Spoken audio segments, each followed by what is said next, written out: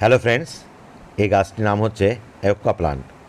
তবে এটি ভেরিগেটেড, কারণ এর দুদিকে সবুজ, মাঝে সাদা।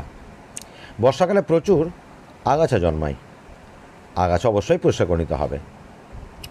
এই গাছের পরিচর্যা একেবারেই করতে হয় না, ভীষণ হার্ডি গাছ। তবে বছরে একবার কম্পোস্ট কিংবা গোবর সার দিলেই যথেষ্ট। অনেকে মনে করেন এই গাছটি কিন্তু আউটডোর, তবে আউটডোরে রাখলে পাতার কিনারা গেলে কিন্তু বাদামি হয়ে যায়।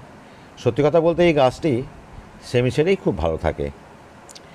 আর পাতা যদি একটু বিবর্ণ হয় তাহলে গোড়া থেকে বাকল সহ খুলে দেবেন। এর পাতার পর্বগুলো খুব স্পষ্ট হয়ে যায়। এর কডেক্সে তাই দেখতে অত্যন্ত সুন্দর লাগে। পছন্দ হলে অবশ্যই লাইক, শেয়ার, ফলো করবেন। ধন্যবাদ।